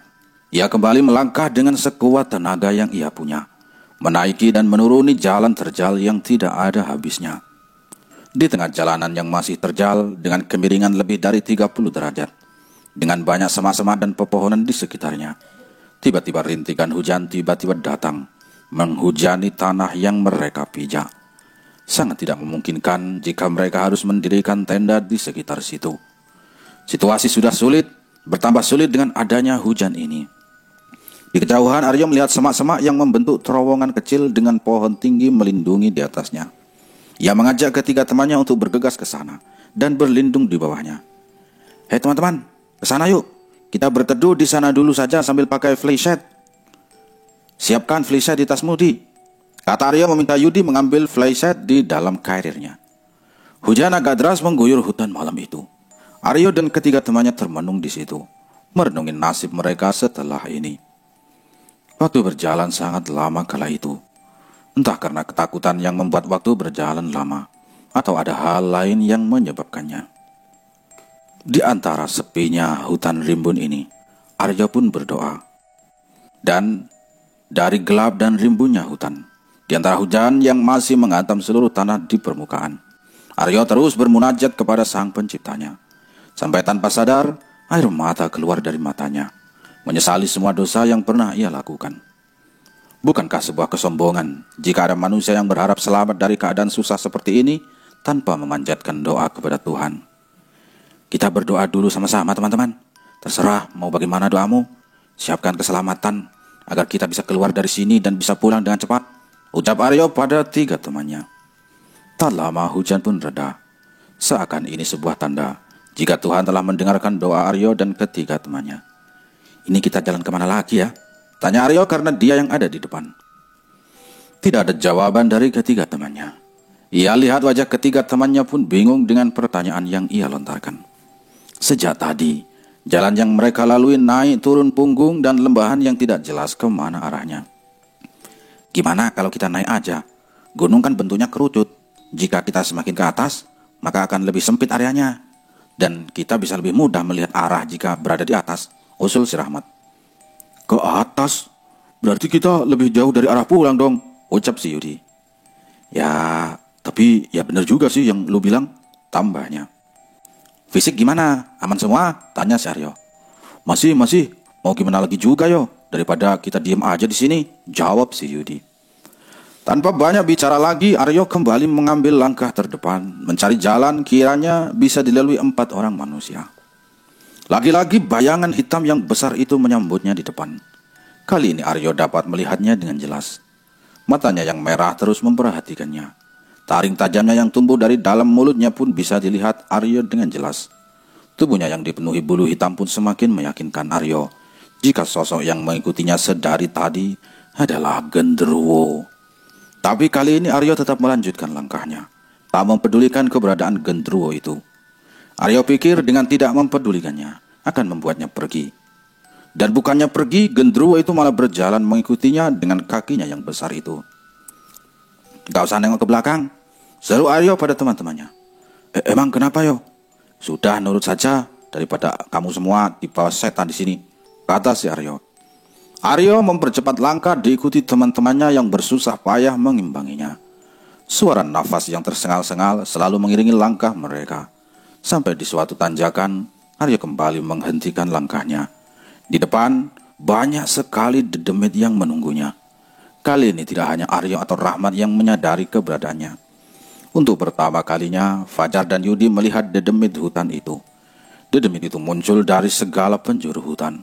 Dari atas pohon, balik bebatuan, bahkan ada yang tiba-tiba muncul dari dalam tanah. Berbagai wujud pun bisa dilihat Aryo dan teman-temannya dengan mudah. Yang paling seram adalah sesosok makhluk yang berbadan dan berkepala manusia, tapi setengah badannya ke bawah berwujud kuda. Mungkin bagi banyak orang ini adalah hal yang tak masuk di akal. Tapi semua ini benar-benar terjadi dan dialami oleh Aryo dan teman-temannya. "Astagfirullah, apa itu?" teriak si Yudi. Fajar pun demikian, ia terlihat berlindung di balik tubuh Aryo. Kenapa lu, Jar?" tanya Aryo basa-basi. Banyak sekali setannya." Udah dari tadi, Jar. Kamu saja yang baru sadar," kata si Aryo. "Sudah, di sini dulu saja sekalian istirahat," ajak si Aryo lagi. Setelah cukup, Aryo mengajak teman-temannya melanjutkan perjalanan. "Hah? Lanjut? Itu mereka kan masih di sana," ucap si Yudi. "Berani enggak? Daripada terus di sini, kita bisa mati kedinginan dan kelaparan," ujar Aryo pada Yudi dan Fajar yang terlihat mereka ragu. Cari jalan lain. Kita cari jalan lain ya. Lihat saja di sana. Hanya jalan ini." "Kalau cari jalan lain, ya lihat saja di sana. Hanya jalan ini yang paling mudah buat kita lewati. Gak ada jalan lain lagi," tambah si Aryo. Seraya memperlihatkan jalan lain yang lebih sulit untuk mereka lewati. Di titik ini tidak ada lagi rasa takut dalam benak Aryo. Tekadnya untuk bisa keluar dari hutan ini mengalahkan segala rasa takut yang ada pada dirinya.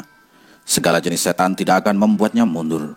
Mundur sama dengan menyerah atau akan abadi di hutan ini selamanya. "Sudahlah, kalian gak usah takut. Mereka juga sama ciptaan Tuhan. Derajat kita lebih tinggi daripada mereka. Gak seharusnya kita takut pada bangsa mereka," lanjut Aryo pada teman-temannya. "Wah, aku selalu mendukungmu yo. Aku yang jaga di belakang," ucap Rahmat mendukung perkataan Aryo. Malam yang dingin tak mampu memadamkan api keberanian dalam benak Aryo. "Ayo jalan, atau kalian aku tinggal di sini sendirian," ancam Aryo pada Yudi dan Fajar. Tapi yo," ucap si Yudi. Aryo tidak menggubris temannya. Aryo terlihat semakin mantap melangkahkan kakinya. Tidak ada pilihan bagi Yudi dan Fajar. Mereka pun mengejar Aryo yang sudah berjalan duluan. Tunggu yo, tunggu," kata si Yudi. Tidak lama, langkah Aryo sampai di tengah-tengah dedemit-dedemit itu. Mereka dapat melihat semua demit itu dengan mudah. Tapi tatapan Aryo tajam ke depan, memperlihatkan jalanan yang akan mereka lewati. Aryo tak peduli jika ia sedang diperhatikan semua demit yang menghuni hutan itu. "Kalian dari bangsa apa? Berani-beraninya masuk di wilayahku?" Tiba-tiba mereka mendengar suara, tapi hanya Aryo yang paham dengan artinya karena dedemit itu menggunakan bahasa Jawa. Dengar kak? Tanya Rahmat berbisik pada teman-temannya yang ada di depan. "Iya, tapi siapa?" Demit-demit itu yang ngomong," tanya Yudi yang juga berbisik. Jangan seenaknya sendiri kamu di sini." Lagi-lagi suara tak bertuan itu muncul dengan nada yang agak membentak. Dengar lagi nggak? Lebih keras dari yang awal tadi," tanya si Yudi. Yo, suara apa ini?" Yo, suara apa ini yo?" kata si Yudi menanyakannya pada Aryo. Tak peduli pertanyaan si Yudi, Aryo terus melangkahkan kakinya. Ia tak mau berurusan dengan mereka-mereka yang ada di hutan itu. Di setiap langkahnya, Aryo selalu mengiringinya dengan doa. "Kamu tidak akan bisa keluar dari sini. Kamu akan hidup di sini dengan bangsaku." Suara misterius itu datang lagi. Aryo menghentikan langkahnya dan berbisik pada teman-temannya. Teman-teman, diam dulu." Malam itu sudah tak terhitung lagi mencekamnya kala itu. Aryo merapalkan doa, meminta perlindungan kepadanya. Aryo berusaha menahan setiap kekuatan yang datang pada dirinya. Ia berusaha berani. Aryo memejamkan matanya agak lama. Ia terus merapalkan sebuah doa. Tapi tiba-tiba sesosok makhluk itu datang mendatangi Aryo di dalam gelapnya pejaman matanya. Aryo tidak asing kepadanya. Ia seperti mengenalnya. Nah, sosok itu bicara padanya. Kamu, Mbok. Itu kamu. Aryo mengingatnya. Dia adalah si Mbok yang mengarahkannya keluar dari kampung misterius tadi. Kali ini Aryo bertemu dengannya lagi di alam bawah sadarnya. Tidak usah takut, nak. Kamu anak baik. Jalan terus saja ke atas. Di sana akan ada jalan yang membawamu keluar. Tidak perlu mempedulikan demit-demit ini. Aku sendiri yang akan mengatasi.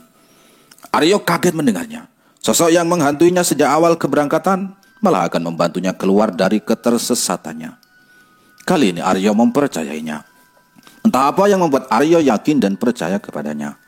Simbo seperti makhluk yang dikirim Allah untuk datang dan mengarahkan Aryo sejak awal perjalanan.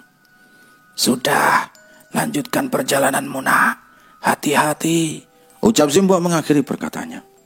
Sebuah tamparan keras menghantam pundak Aryo dan seketika membuatnya sadar. Mbok, ucap Aryo sesaat setelah ia membuka matanya. Kamu kenapa, yo? Tanya Fajar padanya. Gak apa-apa. Aryo bingung dengan dirinya sendiri. Bagaimana bisa Simbo itu datang menyambanginya di sini dengan situasi seperti ini? Siapa sebenarnya dia ya?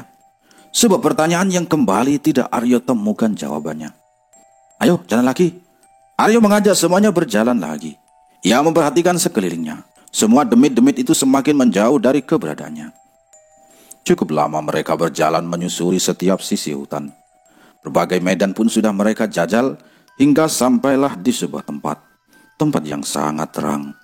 Cahaya rembulan datang menyinari dari balik ranting dan dedaunan. Akhirnya ada tempat buat kita istirahat, ucap si Aryo. Mereka merebahkan tubuhnya. Menghela nafas panjang setelah melewati berbagai kejadian-kejadian yang mencekam. Aku sudah gak kuat lagi, Rek.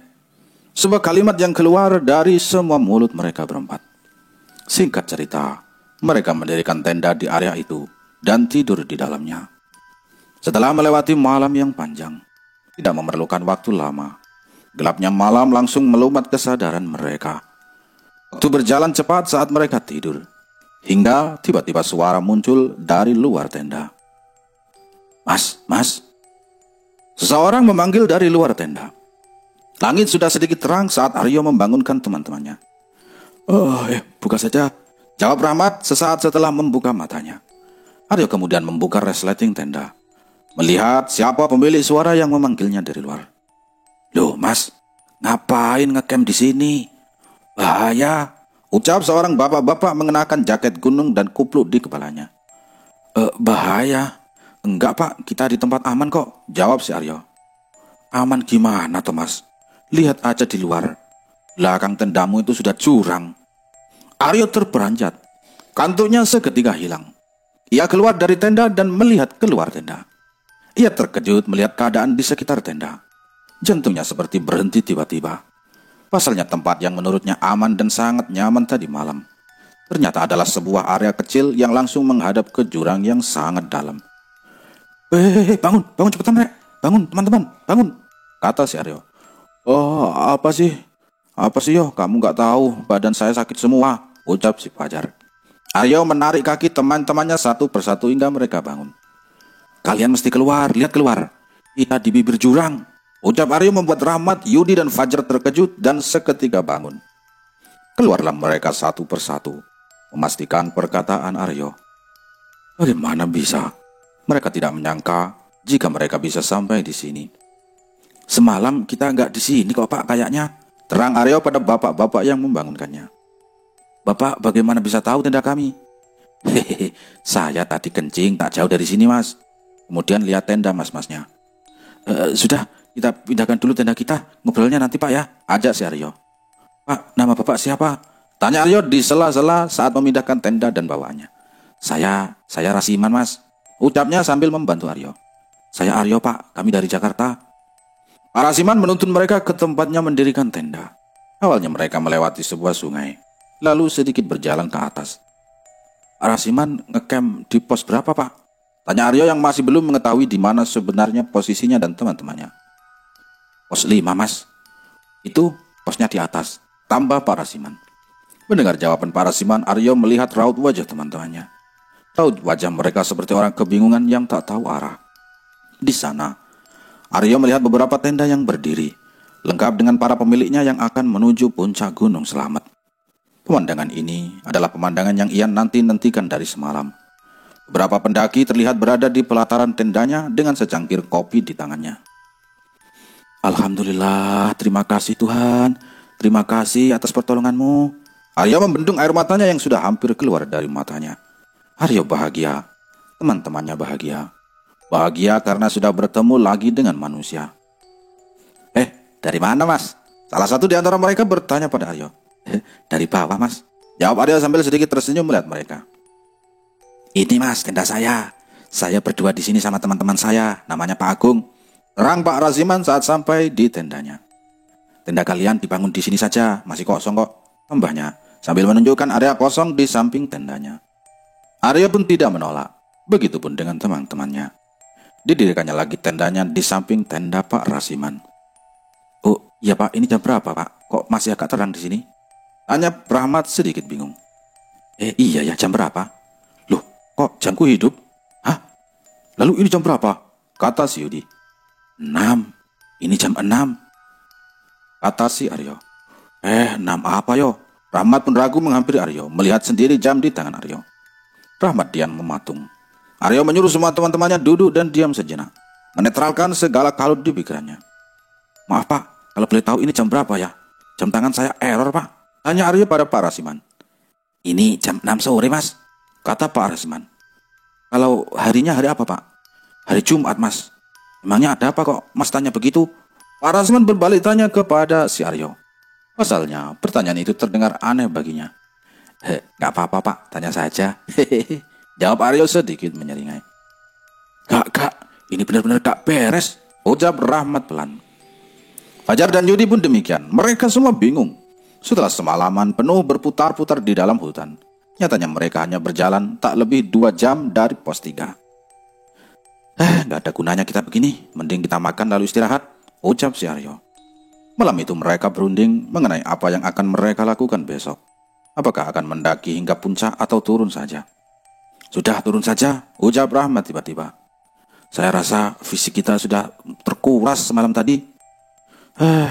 Semalaman atau hanya 2 jam itu, pokoknya setelah semua yang menimpa kita, saya rasa sangat berisiko kalau kita ke puncak besok. Puncak memang tujuan, tapi bisa pulang dengan selamat adalah tujuan utama kita saat bepergian, ucap si Rahmat. Kamu gimana Jar, Yudi? Tanya si Aryo. Saya juga sudah capek ya, jawab si Yudi. Kita bisa kesini lain waktu lah, tambah si Fajar. Aryo pun demikian, walaupun ia sangat ingin berdiri di puncak Gunung Selamat. Tapi keselamatannya dan keselamatan teman-temannya adalah hal yang utama. Saat itu Aryo dan ketiga temannya sepakat untuk turun gunung besok pagi, saat tenaganya sudah sedikit kembali. Besok turunnya kita tunggu ada pendaki turun aja biar ada temannya, ucul si Fajar. Nah, betul, sahut Aryo senang dengan usulan Fajar. Malam itu mereka semua beristirahat, merebahkan segala lelah yang menghantui tubuhnya. Aryo menolak ajakan Pak Rasiman untuk mendaki ke puncak dini hari. Ia mengatakan jika akan turun saja. Sempat ia ditanya kenapa tidak ke puncak, tapi Aryo menutup rapat-rapat alasannya dengan berdalih kalau badannya agak tidak sehat. Paginya, cahaya sang surya menghangatkan tenda berukuran 4 orang milik Aryo. Terinya membangunkan Aryo dan semua teman-temannya dengan sengaja. Pagi itu perut mereka terasa sangat lapar walau semalam sudah makan. Setelah sarapan yang kesiangan dan mengemasi barang-barang, mereka menunggu pendaki yang akan turun ke base camp.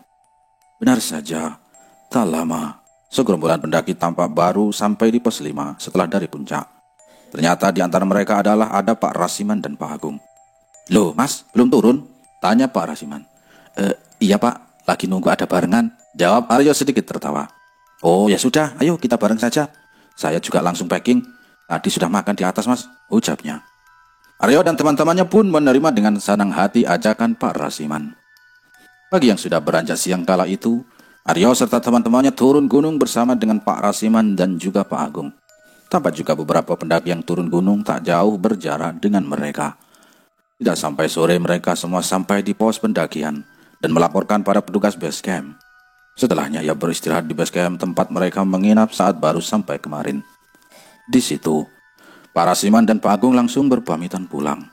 Tak lupa Aryo mengucapkan banyak terima kasih pada mereka berdua, karena berkat mereka temukan, Aryo dan teman-temannya bisa kembali ke alam yang sebenarnya, alam manusia. Malam itu mereka gunakan untuk bersih-bersih dan istirahat. Bahagia, benar-benar bahagia, karena mereka bisa sampai di base camp lagi dengan selamat. Pagi datang, kali ini Yudi yang bangun duluan. Hei, ayo bangun, ayo kita pulang, teriak Yudi membangunkan yang lainnya. Sebelum pulang mereka sempatkan mandi dan mengisi perut yang masih saja perih. Setelahnya Yudi menghubungi Pak Sukron memintanya mengantar lagi ke stasiun Purwokerto. Gimana mas perjalanannya? Tanya Pak Sukron sesaat setelah mereka naik mobilnya. Aman pak, tapi kami nggak muncak. Loh kenapa? Ya agak kurang sehat pak, kata si Aryo. Walah ya sudah nggak apa-apa, kapan-kapan lagi ke sini, nanti bapak antar lagi, ucap Pak Sukron. Saat perjalanan pulang, tak sedikit pun dari mereka membahas soal kejadian-kejadian pendakian kemarin sebelum sampai di rumah masing-masing. Setelah semuanya, Aryo, Rahmat, Yudi, dan Fajar kembali ke kehidupannya masing-masing. Sejak itu pula Rahmat dan Fajar menjadi teman dekat Aryo dan Yudi, dan menjadi teman perjalanan jika mereka akan melakukan pendakian lagi. Bagi Aryo, pengalaman ini menjadi pengalaman tersendiri baginya. Tamat.